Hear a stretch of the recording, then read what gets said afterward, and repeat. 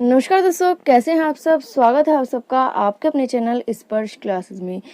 आज मीडियन की हम बात करेंगे। तो मीडियन क्या है, नाम से हमें पता चल रहा है मीडियन, मिडिल वैल्यू। ठीक है, यहाँ से हम नाम से ही देख लेंगे। मीडियन मतलब मिडिल वैल्यू, यानी कि बीच की वैल्यू। हमें कोई भी डाटा दिया जाता है, उस डाटा में हमें मीडियन निकालना होता है। तो उस डाटा की जो सबसे मिडिल वैल्यू होगी, जो सबसे बीच की जो वैल्यू होगी, वो हमारा मीडियन होता है। अब हम इसकी थोड़ी सी थ्योरी देख लेते हैं, थोड़ी सी डेफिनेशन देख लेते हैं, क्योंकि जब एग्जाम में क्वेश्चन आपका आता है तो वहाँ पर थ्योरी का पता होना ज़रूरी है। एक बात हो दोस्तों, ये क्वेश्चन आपका एग्जाम में लॉन्ग क्वेश्चन में मोस्ट इंपॉर्टेंट क्वेश्चन है, हर बार आता है। मीन, मीडियन एंड मोड, तीनों सेंट्रल टेंडेंसी में से एक टेंडेंसी तो आपके ज़रूर देखने को मिलेगी लॉन्ग क्वेश्चन में। ठीक है, हो सकता है तीनों एक साथ मिल जाए। क्वेश्चन में पूछा जा सकता है कि मीन, मीडियन एंड मोड से आप क्या समझते हैं, इनको डिस्कस कीजिए, या किसी एक सेंट्रल टेंडेंसी को पूछ सकते हैं, जैसे कि मीडियन से आप क्या समझते हैं, इससे रिलेटेड कोई एग्जाम्पल आपका दिया जा सकता है। ठीक है, तो मीडियन क्या है आपकी, median is the middle value. Median पूरे डाटा की मिडिल वैल्यू होती है।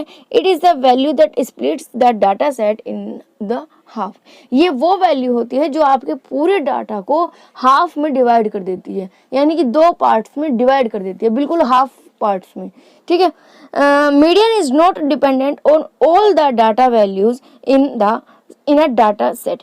देखिए, इसमें क्या कहा गया है, ये कुछ कैरेक्टरिस्टिक्स है जो कि बिल्कुल आप ध्यान रखेंगे। कभी कभी वेरी शॉर्ट क्वेश्चन में पूछ लिया जाता है, या जो प्रैक्टिकल वाइवा होता है आपके, उसमें पूछ लेते हैं। तो इन बातों को आप जरूर ध्यान देंगे। पहला क्या है कि मीडियन जो है वो डिपेंड नहीं होती है डाटा की किसी भी अदर वैल्यूज पर। जो डाटा मिलता है आपको, उसमें बहुत सारी आपको वैल्यूज मिलती है। जो सेंटर की वैल्यू है, जो मिडिल की वैल्यू है, वो आपका मीडियन है। जो ये मीडियन होती है, ये बाकी की वैल्यूज पर, डाटा में जितनी भी बाकी की वैल्यूज मिली होती है, उन पर डिपेंडेंट नहीं होती है, उन पर निर्भर नहीं करती है। जैसे कि एग्जाम्पल के लिए मैं आपको बताती हूँ थोड़ा सा और इसका क्लियर करके, कि आपको कोई डाटा दिया हुआ है, उसकी जो मिडिल वैल्यू है, जो मीडियन वैल्यू है, जो सेंटर की वैल्यू है, वही रहेगी। आप जो साइड की वैल्यूज है, चाहे वो 9 लिखी हो, चाहे 8 लिखी हो, अगर 9 दी हुई, चाहे उसको आप 8 कन्वर्ट कर लीजिए, चाहे 6 लिख लीजिए उसकी जगह, चाहे 4 लिख लीजिए, उससे आपके मिडिल वैल्यू पर कोई असर नहीं पड़ेगा। मिडिल वैल्यू आपके प्लेस पर डिपेंड करती है। ठीक है, अगर प्लेस की आप कोई भी वैल्यूज है, उन वैल्यूज की प्लेस आप आगे पीछे कर देते हैं, या फ्रीक्वेंसी पर मेनली डिपेंड करती है, फ्रीक्वेंसी पर या प्लेस पर, लेकिन बाकी की वैल्यूज पर कोई डिपेंड नहीं करती है। वैल्यूज आप चेंज करना चाहें तो वो आप कर सकते हैं, उस पर मिडिल वैल्यू पर कोई इफेक्ट नहीं होता है। नेक्स्ट है कि the median value is fixed by its position and is not reflected by individual value. जो मीडियन होती है, जो मिडिल वैल्यू होती है, ये आपकी पोजीशन के द्वारा फिक्स्ड होती है, कि जो मिडिल वैल्यू है वो आपकी मीडियन होती है। मीडियन निकालने के लिए हम सबसे पहले जो भी हमें डाटा दिया होता है उसको हम अरेंज कर लेते हैं, या तो असेंडिंग ऑर्डर में या डिसेंडिंग ऑर्डर में। मतलब या तो बढ़ते हुए क्रम में हम उसको रख लेते हैं अपने डाटा को, या फिर घटते हुए क्रम में रख लेते हैं। अब सीक्वेंस में लगाने के बाद जो मिडिल वैल्यू होगी, जो सेंटर की वैल्यू होगी, उसको हम मीडियन कह देते हैं। Every array has a single median. आपका जो भी डाटा हो, चाहे वो डाटा कितना भी छोटा हो, कितना भी बड़ा हो, किसी भी तरह का कोई डाटा हो, उस डाटा का केवल और केवल एक ही मीडियन होता है। कभी भी किसी एक डाटा के दो मीडियन नहीं हो सकते, क्योंकि एक डाटा में आपकी दो मिडिल वैल्यू नहीं हो सकती है। Median is not applicable to qualitative data.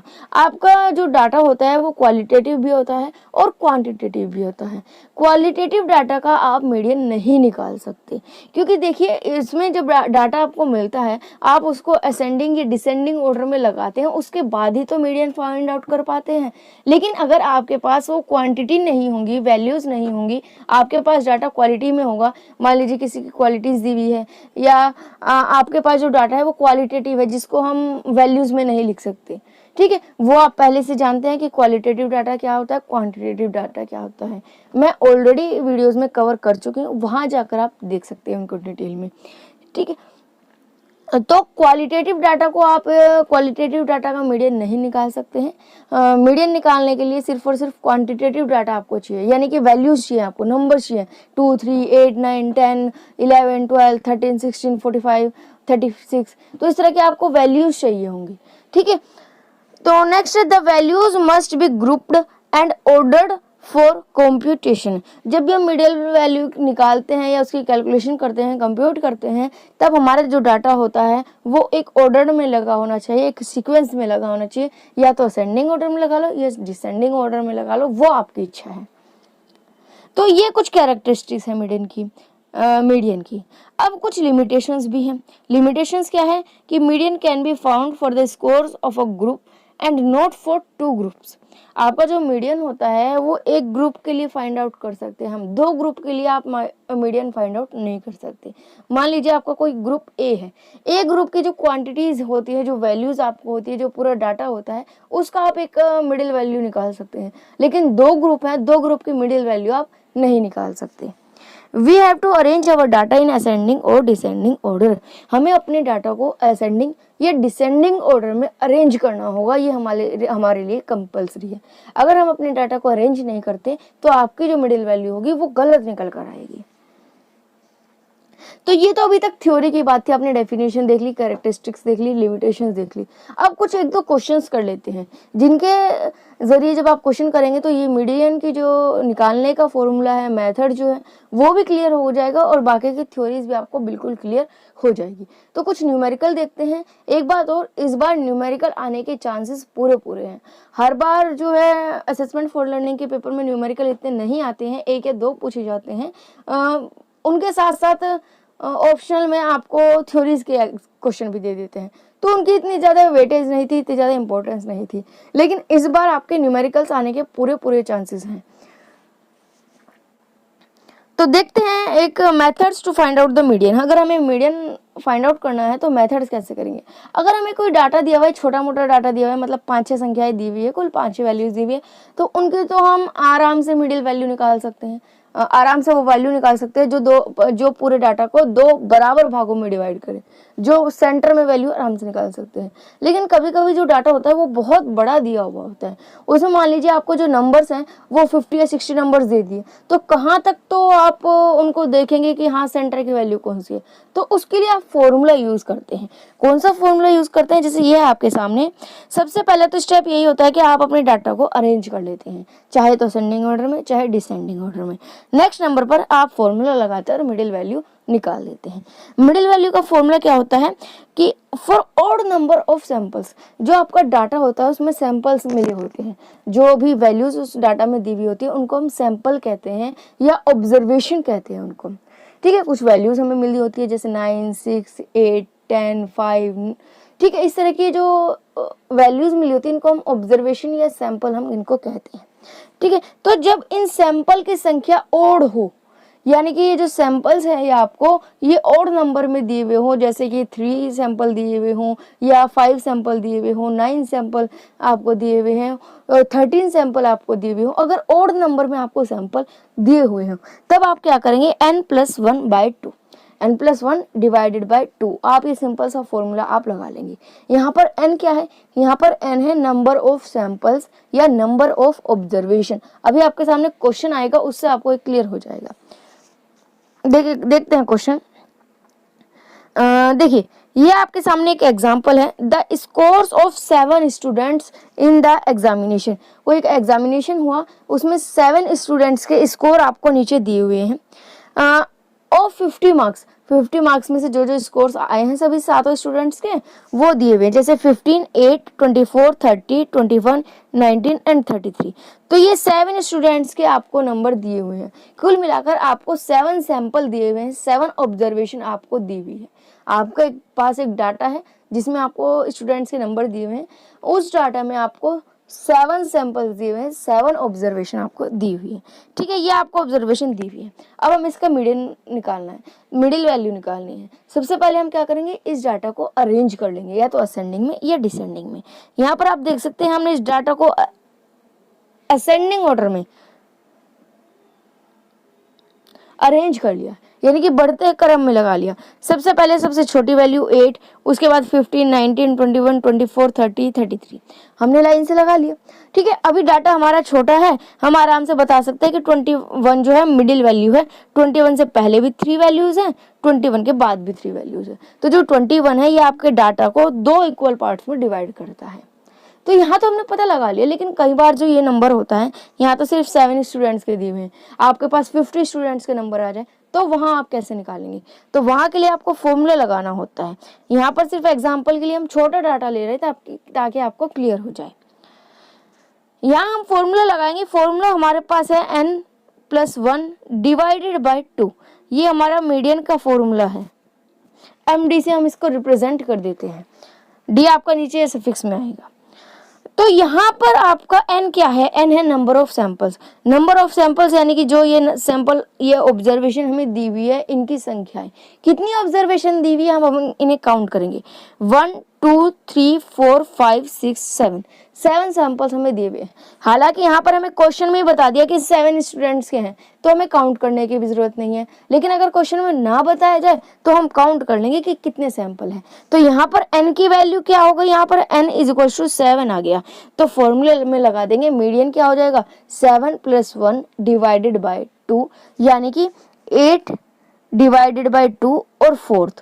तो 4 यहाँ पर मीडियन नहीं होगा। यहाँ पर ये सबसे ज्यादा ध्यान रखने वाली बात है, आपका आंसर 4 नहीं आया है, 4th टर्म यहाँ पर हमेशा लगाएंगे। n+1/2 th टर्म, यानी कि चौथे नंबर पर जो आपकी टर्म है, चौथे नंबर पर जो आपकी संख्या है, वो आपकी मीडियन है, वो आपकी मिडिल वैल्यू है। अब चौथे नंबर पर देखते हैं कौन सी वैल्यू है आपकी। 1 2 3 4, यहाँ पर 21 वो वैल्यू है जो कि आपके डाटा में 4th नंबर पर है, यानी कि आपका जो आंसर हो गया वो 21 हो गया। तो यहाँ पर ये बात जरूर ध्यान रखेंगे कि आंसर जो आपका आता है वो यहाँ पर 4 आया तो 4 आंसर नहीं है, 4th टर्म है, यानी कि चौथी टर्म जो है, चौथे नंबर पे जो सैंपल है वो आपका मिडिल वैल्यू होगा। चौथे नंबर पर आपका 21 है तो आपका मिडिल वैल्यू होगा। ठीक है, अब यहाँ पर देख सकते हैं, अगर आप डाटा को अरेंज नहीं करते हैं तो ऊपर देखते हैं तो चौथे नंबर पर कौन सी आ रही है आपकी? 30 आ रही है, तो 30 आपका आंसर गलत हो जाएगा। तो इसलिए पहले अरेंज करेंगे, उसके बाद n कैलकुलेट करेंगे। अगर क्वेश्चन में दिया है तो अच्छी बात है, नहीं दिया है तो कैलकुलेट कर लेंगे, और 3rd नंबर पर फॉर्मूले में रखेंगे, हम आंसर निकाल लेंगे। अब सेकंड केस ये आता है कि कभी कभी जो हमें नंबर्स दिए हुए थे, जो सैंपल्स दिए हुए थे, वो इवन नंबर में दिए हुए थे। नंबर ऑफ सैंपल्स इवन होते हैं, यानी कि जैसे कि 8 सैंपल्स दे दिए, 10 सैंपल्स दे दिए, 20 सैंपल्स दे दिए, इस तरह के सैंपल्स। ठीक है, यहाँ पर आपके 7 सैंपल्स हैं। मान लीजिए एक सैंपल हम और लगा देते हैं 40। ठीक है, अरेंज तो है ऑलरेडी। तो यहाँ पर जो आपकी n हो गई, n की वैल्यू यहाँ पर हो गई 8। ठीक है, तो यहाँ पर आप कैसे करेंगे? अगर यहाँ पर आप मीडियन वैल्यू निकाल सके तो n+1/2 वाला तो टर्म वाला तो फॉर्मूला लगेगा ही नहीं, लगा कर देख लीजिए। n+1 डिवाइडेड बाई 2 9/2, यानी कि 4.5 आपका आ जाएगा। अब 4.5 आप कौन सी टर्म देखेंगे? है ही नहीं, तो आपकी मिडिल वैल्यू निकलेगी नहीं। तब हम इसमें क्या करेंगे, जो बीच की जो सेंटर की 2 वैल्यू होती हैं उनका एवरेज निकाल लेते हैं। एवरेज हम कैसे निकालते हैं? दोनों वैल्यूज को ऐड करते हैं, 2 से डिवाइड कर देते हैं, या डायरेक्ट हमारे पास फॉर्मूला है। अगर आप इतना नहीं कंफ्यूजन में पढ़ने चाहते तो डायरेक्ट फॉर्मूला है हमारे पास ये रहा। यहाँ पर फॉर्मूला आप सही कर लेंगे, nth टर्म लिख लेंगे आप पे साथ में। For even number of sample, अगर आपको नंबर ऑफ सैंपल या नंबर ऑफ ऑब्जर्वेशन इवन में मिले हुए हैं तब आप मीडियन के लिए ये फॉर्मूला लगाएंगे। फॉर्मूला क्या होगा? n/2th term plus n/2 plus 1th term divided by 2। ठीक है, ये पूरे के पूरे आप करने के बाद लास्ट में 2 से डिवाइड कर देंगे। देखते हैं, मान लीजिए जैसे यहीं पे हमने 40 ऐड किया था, यहाँ पर हमने सैंपल में जो है 40 ऐड कर दिया है, तो यहाँ पर अब हमारी n की वैल्यू हो गई 8 वैल्यू हो गई। तो अब देखते हैं कि 8 वैल्यू आने पर क्या फॉर्मूले में लगा के क्या मीडियन वैल्यू आती है।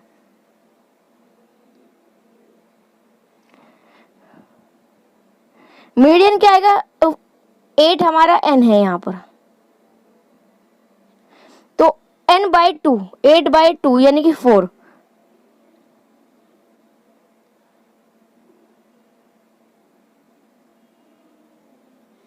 फोर्थ टर्म होगी, यहाँ पर सिर्फ हम शॉर्ट में लिख रहे हैं, प्लस n/2 + 1 यानी कि 4 + 1 5th टर्म। डिवाइडेड बाय 2, ठीक है, चौथी संख्या प्लस पांचवी संख्या डिवाइडेड बाय 2। अब देखते हैं हम चौथी संख्या कौन सी है, पांचवी संख्या कौन सी है। तो यहाँ पर हमने ये संख्या है हमारी, तो चौथी संख्या हमारी कौन सी है, चौथी संख्या है 21 और पांचवी संख्या है 24। तो यहाँ पर हम लिख देंगे 21 प्लस 24 डिवाइडेड बाय 2। तो ये हमारा आंसर हो जाएगा, ठीक है। अब टर्म का तो हमने ऑलरेडी कवर कर चुके हैं, तो यहाँ पर हम टर्म नहीं लिखेंगे, अब यहाँ पर जो वैल्यू आ जाएगी वही आपका फाइनल आंसर हो जाएगा। तो जो मैंने आपको बताया था कि जो भी मिडिल की दो वैल्यू होती है उनका एवरेज निकल जाता है, तो ये आपका एवरेज ही निकल गया। डायरेक्ट फॉर्मूला आप वो यूज़ कर सकते हैं। तो यहाँ पर चाहे आपकी एन की वैल्यू जो है चाहे वो ओड हो चाहे इवन हो, दोनों के लिए आपको निकालने आ गए हैं। हम बात कर रहे थे कि फॉर क्लासिफाइड डाटा या वर्गीकृत आंकड़े के लिए हम मीडियन कैसे निकाल सकते हैं। वर्गीकृत आंकड़ा वो होता है जिसमें आपको वर्ग अलग अलग दिए हुए हों, यानी कि जो आपका डाटा है वो ग्रुप की फॉर्म में हो, अलग अलग क्लास इंटरवल दिए हुए हों और उसकी फ्रीक्वेंसी उसके साथ दी हुई हो। अगर हमें ऐसा कुछ डाटा दिया जाए और उसके मीडियन निकालना हो तो हमारे पास मीडियन का ये फॉर्मूला होता है। ये फॉर्मूला आपको लर्न करना होगा, L plus n/2 minus CF divided by F into CI। यहाँ पर इन सभी साइंस के क्या मतलब है ये आपके नीचे यहाँ पर लिखे हुए हैं। L क्या है, आपकी लोअर क्लास बाउंड्री है किस ग्रुप की, जिस ग्रुप में मीडियन है। एक ग्रुप होता है जिस ग्रुप में मीडियन होता है उसकी जो लोअर क्लास होगी, यानी कि लोअर लिमिट जो होती है आपके क्लास इंटरवल की, वो यहाँ पर L कही गई है, ठीक है। वो कौन सी होती है, कैसे हम निकालेंगे वो भी आगे हम क्वेश्चन के साथ करेंगे। एंड यहाँ पर टोटल नंबर ऑफ वैल्यूज हो जाती है। CF यहाँ पर क्यूमुलेटिव फ्रीक्वेंसी को डिनोट करती है।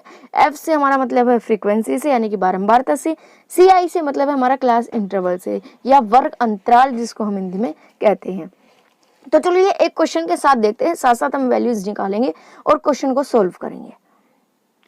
अब आपके सामने ये एक एग्जाम्पल है। एग्जाम्पल में आपको एक टेबल दी हुई है जिसमें सेकंड्स दी हुई है और सेकंड्स की फ्रीक्वेंसी दी हुई है। ये आपका ग्रुप डाटा कहलाता है जिसमें कि आपको क्लास इंटरवल दी जाती है। ये ग्रुप की फॉर्म में आपको सारा का सारा डाटा दिया जाता है, ठीक है। तो ये हमारा डाटा है, हमें इसकी मीडियन निकालनी होगी। तो मीडियन निकालने के लिए हमें क्या होता है, सबसे पहले क्यूमुलेटिव फ्रीक्वेंसी निकालनी होती है जिसको हम CF से रिप्रेजेंट करते हैं। हिंदी में हम इसको कहते हैं संचयी बारंबारता या संचयी आवर्ती, ठीक है। आपने यहाँ देखा है फॉर्मूले में हमें CF निकालनी होगी, तो CF हम कैसे निकालेंगे, क्यूमुलेटिव फ्रीक्वेंसी कैसे निकालेंगे, ये देखिए। ये आप नेक्स्ट टेबल में मैंने निकाली हुई है ऑलरेडी ताकि टाइम कम लगे। तो आप यहाँ पर देख सकते हैं कि हमने क्यूमुलेटिव फ्रीक्वेंसी हमने नेक्स्ट टेबल में निकाल दी है। और एक बात, जब आपके एग्जाम में क्वेश्चन आए तो इसी तरह से आप स्टेप वाइज स्टेप करेंगे, ठीक है। स्टेप बाय स्टेप आप इस पूरे क्वेश्चन को करेंगे। फर्स्ट सबसे पहले स्टेप होता है कि आपको क्यूमुलेटिव फ्रीक्वेंसी आपको निकालनी होती है। क्यूमुलेटिव फ्रीक्वेंसी निकालने के लिए क्या करते हैं कि सबसे पहले तो डिट्टो सेम टू सेम जो आपकी फ्रीक्वेंसी होती है वही लिख देते हैं। फर्स्ट जो रो होती है उसमें सेम फ्रीक्वेंसी रख देते हैं फर्स्ट ग्रुप के लिए, ठीक है। सेकंड ग्रुप में हम क्या करते हैं, अब आगे जोड़ते चलेंगे। 2 आया है हमारा cumulative frequency, first cumulative frequency, इसमें नेक्स्ट फ्रीक्वेंसी जोड़ देंगे। 2 + 7 = 9, 9 आ गया। अब 9 में नेक्स्ट फ्रीक्वेंसी जोड़ेंगे, 9 + 8 = 17, 17 में 4 जोड़ेंगे, 4 + 8 = 21। तो ये इस तरह से जिगजैग फॉर्म में चलता है हमारा। सबसे पहले 2 जो होता है वो तो हम सेम टू सेम उतार लेते हैं। इसके बाद 2 में आप नेक्स्ट फ्रीक्वेंसी ऐड करेंगे, आपका 9 आ गया। इसी तरह से जो जो ऐड करके आता जा रहा है उसमें नेक्स्ट फ्रीक्वेंसी हम ऐड करते जाएंगे। एक बात और, आपका ये फ्रीक्वेंसी सही ऐड हो रही है कि नहीं हो रही है, आपका क्वेश्चन सही हो रहा है कि नहीं हो रहा है, उसको जानने के लिए एक ट्रिक है। आपकी जो फ्रीक्वेंसी सभी फ्रीक्वेंसी को जोड़कर आपका n की वैल्यू आती है 21। आप देखेंगे क्यूमुलेटिव फ्रीक्वेंसी की जो लास्ट वाली फ्रीक्वेंसी होगी ना वो हमेशा n के इक्वल होगी, ठीक है। ये बात आप हमेशा ध्यान रखेंगे कि जो लास्ट वाली क्यूमुलेटिव फ्रीक्वेंसी होगी वो हमेशा n के इक्वल होगी। n यहाँ पर क्या है, n है सम ऑफ ऑल फ्रीक्वेंसीज, यानी सभी बारंबारताओं का योग, सभी आवर्तियों का योग। हमारी ये आवर्ती है, इन सबको आप जोड़ करके देख लीजिए 21 आ जाएगा। तो सबसे पहला हमारा काम हो गया क्यूमुलेटिव फ्रीक्वेंसी को निकालने का। हमने क्यूमुलेटिव फ्रीक्वेंसी निकाल ली है, ठीक है। अब आप देखेंगे फॉर्मूला जो ये है आपके पास, इसमें आपने क्यूमुलेटिव फ्रीक्वेंसी तो निकाली, लेकिन एक बात और कही गई है, मीडियन ग्रुप। मीडियन ग्रुप, अब हमें ये कैसे पता चलेगा कि मीडियन ग्रुप कौन सा है, तो अब हम मीडियन ग्रुप ही फाइंड आउट करेंगे। स्टेप सेकंड हो जाता है हमारा median group find out. Median group को फाइंड आउट करने के लिए हम क्या करते हैं, n/2 करते हैं। जो ये आपका n है 21, इसको डिवाइडेड बाय 2 कर देंगे, इसको हाफ कर देंगे, हमारा आ जाता है 10.5। ठीक है, अब हम क्यूमुलेटिव फ्रीक्वेंसी में देखते हैं कि 10.5 जो है वो किस ग्रुप में पड़ती है। आप यहाँ देखेंगे कि 10.5 वैसे तो डायरेक्ट किसी ग्रुप में है नहीं, ऊपर से देखेंगे 2, 9, 17, 9 के बाद डायरेक्ट 17 है, 10.5 यहाँ पर नहीं है। तो यहाँ पर 10.5 से नेक्स्ट जो भी नंबर है वही आपका मीडियन ग्रुप हो जाएगा। 10.5 से नेक्स्ट कौन सी है? 17। तो ये आपका पूरा का पूरा जो ग्रुप है 17 वाला, ये आपका हो जाएगा मीडियन ग्रुप 61 to 65। तो ये आप यहाँ पर लिख लेंगे कि we can say that median group is 61 to 65। ठीक है, तो अब यहाँ पर हमें ध्यान रखना है ये पूरा का पूरा ग्रुप जो हो गया वो मीडियन ग्रुप हो गया 61 to 65। अब हम फॉर्मूले पे चलते हैं और फॉर्मूले में जो जो वैल्यूज हैं हमारी वो रखते हैं। फॉर्मूला कहता है कि सबसे पहले n/2 हमारा 20, n यहाँ पर हमारा क्या है 21 है। CF की वैल्यू, CF हमारा क्या था? Cumulative frequency before the median group, जो हमारा मीडियन ग्रुप है उससे पहली फ्रीक्वेंसी है। मीडियन ग्रुप है हमारा 61 से 65, ये हमारा पूरा मीडियन ग्रुप है। इससे पहली क्यूमुलेटिव फ्रीक्वेंसी कौन सी है? 9। ठीक है, तो 9 हमारी हो गई क्यूमुलेटिव फ्रीक्वेंसी। F यहाँ पर हमारी हो गई 8। F क्या है? हमारी फ्रीक्वेंसी ऑफ मीडियन ग्रुप। ऊपर आप फॉर्मूले में देख सकते हैं सब लिखा हुआ है, frequency of group median group, जो आपका मीडियन ग्रुप है उसकी फ्रीक्वेंसी है F। तो यहाँ पर हमने इसको भी हाईलाइट कर लिया। आप एग्जाम में इस तरह से सर्कल करके भी छोड़ सकते हैं ताकि आपका फॉर्मूले में रखने में गलत ना हो। ठीक है, मीडियन ग्रुप आपका 61 to 65 है ही। तो n की वैल्यू आपकी 21 आ गई, तो सारी वैल्यूज यहाँ पर आपकी आ गई है। अब फॉर्मूले में हम रख देंगे, ठीक है, रख दिया। लेकिन यहाँ पर एक छोटी सी गलती हो रही है, यहाँ 60.5 आपका आएगा आंसर, लोअर लिमिट जो है वो कैसे आएगी वो हम देखते हैं। देखिए यहाँ पर एक बात आपको ध्यान रखनी है जो अक्सर सभी बच्चे गलती करते हैं। क्या गलती करते हैं कि आपके ग्रुप की लोअर लिमिट 61 नहीं है। आप अगर यहाँ पर इस ग्रुप पर नज़र डालें तो ये ग्रुप आपका डिस्क्रीट फॉर्म में है, यानी बीच में ब्रेक लगे हुए हैं, कॉन्टिन्यूस नहीं है। और हमेशा जब भी आप मीडियन मीन मोड निकालेंगे तो हमेशा कॉन्टिन्यूस ग्रुप होना चाहिए। आप ग्राफिकल रिप्रेजेंटेशन में भी देखेंगे तो हमें कॉन्टिन्यूस डाटा हमें चाहिए होता है। कॉन्टिन्यूस डाटा किसे कहते हैं, डिस्क्रीट डाटा किसे कहते हैं, मैं ऑलरेडी वीडियोस में कवर कर चुकी हूँ, वहां पर जाकर आप उनको देख सकते हैं। ठीक है, कॉन्टिन्यूस डाटा में यहाँ पर आपको एक बार बता देती हूँ रिवीजन के लिए। कॉन्टिन्यूस डाटा वो होता है जिसमें बीच में ब्रेक नहीं होता। आप यहाँ पर देखेंगे 51 से 55 क्लास इंटरवल है, नेक्स्ट क्लास इंटरवल 56 से स्टार्ट हो रहा है, यानी कि 55 से 56 के बीच की जो वैल्यूज है वो यहाँ पर नहीं है। तो ये डाटा ब्रेक हो गया, ये डाटा डिस्क्रीट हो गया। कॉन्टिन्यूस तब होता है अगर 55 से पहला खत्म हो रहा है तो नेक्स्ट भी 55 से ही शुरू होना चाहिए। अब इस डाटा को हम पहले कॉन्टिन्यूस डाटा में चेंज कर देते हैं। उसके लिए हमें कुछ नहीं करना है, सिर्फ और सिर्फ जो हमारी लोअर लिमिट है उसमें से 0.5 माइनस कर देना है। यहाँ पर हमें एक्स्ट्रा कुछ भी समझने की जरूरत नहीं है, सिर्फ और सिर्फ इतना ध्यान रखना है कि अगर हमारा डाटा कॉन्टिन्यूस नहीं है तो जो भी हमारी लोअर लिमिट है उसमें से 0.5 माइनस कर देंगे। सिर्फ एक बात याद रखें, अगर हमें कॉन्टिन्यूस डाटा दिया हुआ है तब तो कुछ करने की जरूरत नहीं है, लेकिन अगर हमारा डाटा डिस्क्रीट है, ठीक है, कॉन्टिन्यूस नहीं है, डिस्क्रीट का हम हिंदी में कहते हैं असतत आंकड़े, तो अगर हमारे जो डाटा है वो असतत है, डिस्क्रीट है, तब हमें जो लोअर लिमिट है उसमें से 0.5 माइनस करके हम अपने फॉर्मूले में रखेंगे। अब हम इन सभी वैल्यूज को रख देते हैं। तो 61 में से 0.5 माइनस करें, यहाँ पर 60.5 आपका आंसर आ जाएगा।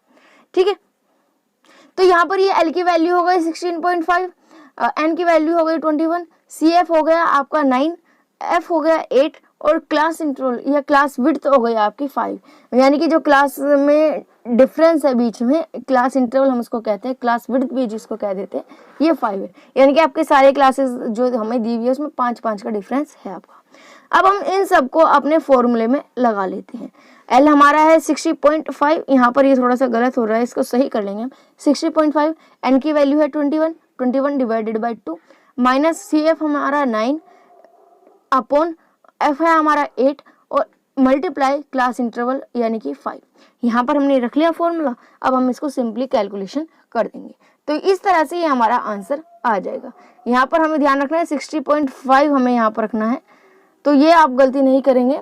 अगर आपको डाटा डिस्क्रीट में दिया हुआ है तो पहले उसको कॉन्टिन्यूस में चेंज करेंगे। और यहाँ पर सिर्फ और सिर्फ इतना ध्यान रखना है कि लोअर लिमिट जो आपकी है उसमें से 0.5 माइनस कर देंगे, तो यहाँ पर 60.5 आएगा। 61 आपकी लोअर लिमिट है तो 60.5 आपका आंसर आ जाएगा। तो इस तरह से आप किसी भी ग्रुप्ड डाटा की, किसी भी क्लासिफाइड डाटा का मीडियन आराम से निकाल सकते हैं। रिवीजन के लिए मैं एक बार फिर से बता देती हूँ, कुछ नहीं करना है, आपको फॉर्मूला दिया हुआ है, फॉर्मूला याद रखना है और फॉर्मूले में कौन सा साइन क्या रिप्रेजेंट करता है ये ध्यान रखना है। सिंपल आपको टेबल बनानी है और सारी की सारी वैल्यूज अपने फॉर्मूले में रख देनी है। आप 2-3 क्वेश्चन की प्रैक्टिस कीजिए, आपको तुरंत ही आ जाएगा। क्योंकि इस बार न्यूमेरिकल आने के चांसेस हैं, तो इसीलिए मैं इन पर जो है ज़्यादा फोकस कर रही हूँ। तो इनको ज़रूर देखिएगा, बिल्कुल भी मिस मत कीजिएगा। अगर कुछ भी समझ में ना आए, कोई भी डाउट हो तो वो आप कमेंट बॉक्स में पूछ सकते हैं। मैं बात करेंगे मोड के बारे में। मोड जिसको हम कहते हैं बहुलक। नोट्स आपको हिंदी और इंग्लिश दोनों में अलग अलग नोट्स मिलेंगे आपको। आप हमारी वेबसाइट पर विजिट करिए www.sparshclasses.in। वहाँ पर आपको हिंदी में भी और इंग्लिश में भी बाइलिंगुअल आपको अलग अलग नोट्स देखने को मिल जाएंगे। या आप हमारी स्पर्श क्लासेस के एंड्रॉयड एप्लीकेशन को भी डाउनलोड कर सकते हैं, वहाँ पर भी आपको नोट्स जो है बाइलिंगुअल मिल जाएंगे। ठीक है, तो मोड का मतलब होता है बहुलक, यानी कि मोड वो संख्या होती है जो आपके डाटा में सबसे ज्यादा आई हुई हो। आपको एक डाटा दिया हुआ होता है, आपने अभी तक मीन पढ़ा है, मीडियन पढ़ा है, अब आपका लास्ट है फ्रीक्वेंसी लास्ट सेंट्रल टेंडेंसी है आपकी मोड, यानी कि बहुलक। बहुलक वो संख्या होती है जो आपके डाटा में सबसे ज्यादा बार आई हुई होती है, यानी कि जिसकी बहुलक आपकी वो संख्या है, मोड आपकी वो वैल्यू है जिसकी फ्रीक्वेंसी यानी कि जिसकी बारंबारता आपके डाटा में सबसे ज्यादा होती है।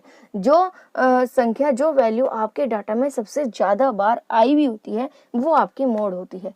सिंपल, और कुछ नहीं देखना है, जो वैल्यू सबसे ज्यादा बार आई है वो आपका मोड हो गया आंसर। ठीक है, सिर्फ और सिर्फ इतना सा है। चलिए थ्योरी देखते हैं, आप इसकी थोड़ी सी डेफिनेशन देखते हैं, क्योंकि बीएड का एग्जाम है, थ्योरी तो आपको लिखनी ही होगी। Mode is a number that appears most frequently in a data set. Mode एक वो नंबर है जो आपके डाटा सेट में सबसे ज्यादा बार आती है, ये जिसकी फ्रीक्वेंसी सबसे ज्यादा होती है। A set of number may have one mod, more than one mod और नो मोड एट ऑल। कोई भी सेट जो आपको दिया हुआ है उसमें एक मोड भी हो सकता है, 2 मोड भी हो सकते हैं, 3 मोड भी हो सकते हैं, या बहुत सारे कोई भी मोड ना हो ऐसा भी हो सकता है। क्योंकि देखिए मोड क्या है, आपका जो संख्या ज्यादा बार आई है। मान लीजिए आपका एक 2 नंबर है आपके डाटा में जो कि 4 बार आया है, तो आपका 2 मोड हो गया, यानी कि सबसे ज्यादा बार आया है। लेकिन हो सकता है कोई दूसरी नंबर 5 हो, 5 भी आपके डाटा में 4 बार ही आ रही हो, तो 2 और 5 दोनों ही आपका मोड हो कहलाएगा, क्योंकि 2 और 5 दोनों ही डाटा में सबसे ज्यादा बार यानी कि 4 बार आई हुई है। ठीक है, तो इस तरह से 2 मोड भी हो सकते हैं, 2 से ज्यादा भी हो सकते हैं, या कोई मोड नहीं भी हो सकता। अगर आपकी जो डाटा सेट है उसमें सभी की सभी वैल्यूज जो है कोई रिपीट ही ना हो रही हो तो आपको मोड नहीं मिलेगा। या सभी वैल्यू की जो रिपीटेशन है या जितनी भी वैल्यूज है उन सबकी फ्रीक्वेंसी जो है वो इक्वल हो तो भी आपको मोड नहीं मिलेगा। ठीक है, तो ये आपको यहाँ पर पॉइंट याद रखना है कि किसी भी डाटा में एक मोड भी हो सकता है, 2 भी हो सकते हैं, 2 से ज्यादा भी हो सकते हैं, या कोई भी मोड ना हो ऐसा भी हो सकता है। In statistics, the mode is the most commonly observed value in a set of data. Data में जो सबसे ज्यादा बार ऑब्जर्व हमें की जाती है वो हमारी मोड होती है। For the normal distribution, the mode is also the same value as the mean and median. अगर हमारा जो डिस्ट्रीब्यूशन है वो नॉर्मल डिस्ट्रीब्यूशन है, तब हमारा जो मोड होता है वो मीन मीडियन के इक्वल होता है। यानी कि नॉर्मल डिस्ट्रीब्यूशन में हमारा मीन मीडियन मोड तीनों इक्वल ही होते हैं। अब नॉर्मल डिस्ट्रीब्यूशन क्या है ये आपके कोर्स से बाहर है, इसको आपको डीपली में समझने की जरूरत नहीं है। In many cases, the model values will differ from the average value in the data. कई केसेस ऐसे होते हैं जहां पर आपकी जो मॉडल वैल्यू होती है, यानी कि आपका जो मोड होता है, जो आपका बहुलक होता है, वो आपके एवरेज से अलग हो सकता है, यानी कि जो आपके मीन होता है, औसत जिसको हम कहते हैं, उससे अलग भी हो सकता है। अब आपने देखिए अब तक मीन और मीडियन पढ़ा है, आपने दोनों में ये देखा है कि डाटा जो होता है 2 तरह का होता है। क्लासिफाइड डाटा होता है जिसको हम हिंदी में हम कहते हैं वर्गीकृत आंकड़ा, और दूसरा होते हैं आपका अनक्लासिफाइड डाटा, अवर्गीकृत आंकड़े। ठीक है, दोनों के लिए हमने देखा है, मोड में भी सिमिलर ही हम करेंगे, for unclassified data, for classified data. सबसे पहले हम देखते हैं फॉर अनक्लासिफाइड डाटा, यानी कि अवर्गीकृत आंकड़ों के लिए। तो यहाँ पर आपको एग्जाम्पल के लिए एक डाटा दिया हुआ है रैंडमली एक डाटा दिया हुआ है, आपको इसका मोड निकालना है। हमें पता है जो संख्या सबसे ज्यादा बार आई है वही संख्या आपकी मोड है। अब देखते हैं 3 जो है आपकी 2 बार आई हुई है, ठीक है। 9 एक साथ आपकी सिर्फ और सिर्फ एक बार आई है 9 पूरे डाटा में। 16 जो है आपकी 3 बार आ रही है, ठीक है। 27 आपकी 2 बार आ रही है, 37 एक बार आ रही है, 48 एक बार आ रही है। तो आपकी जो 16 है वो वैल्यू सबसे ज्यादा बार यानी कि 3 बार आ रही है, तो आपका मोड क्या हुआ 16। सिंपल सी बात है, 16 सबसे ज्यादा बार आ रही है। 16 की फ्रीक्वेंसी कितनी है 3, सबसे ज्यादा फ्रीक्वेंसी है 3, तो 16 ही आपका मोड हुआ। याद रखना 3 मोड नहीं है, 16 आपका मोड हुआ।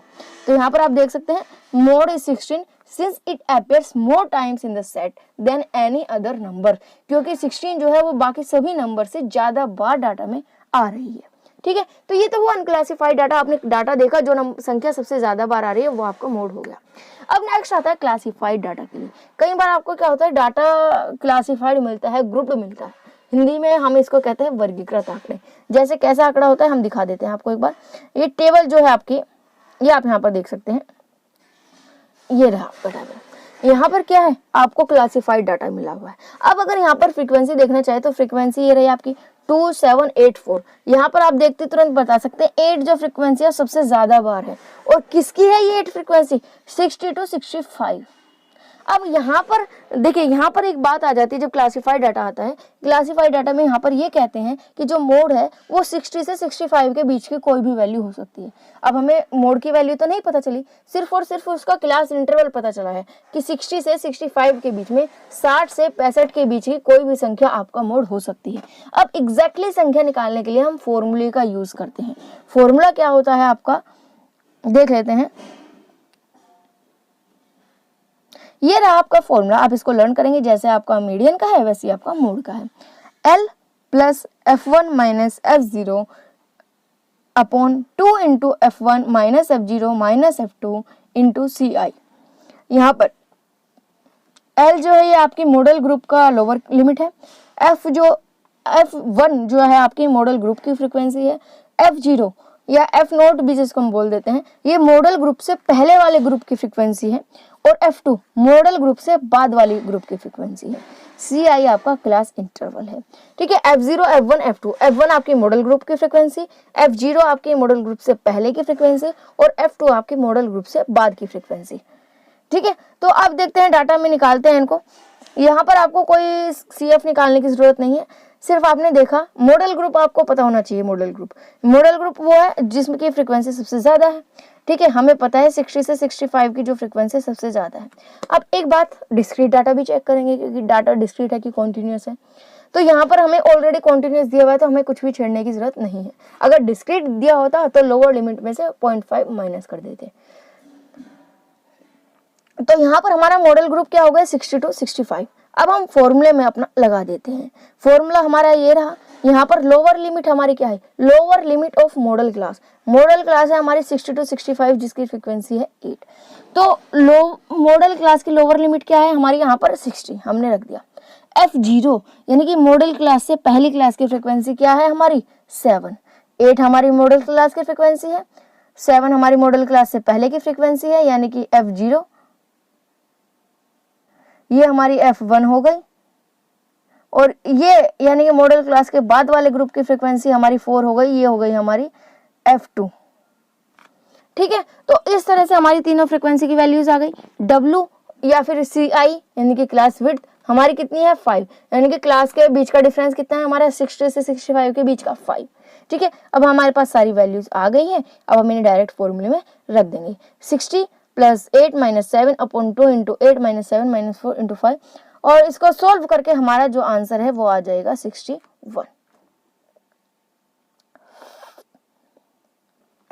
तो ये था मोड को निकालने का तरीका।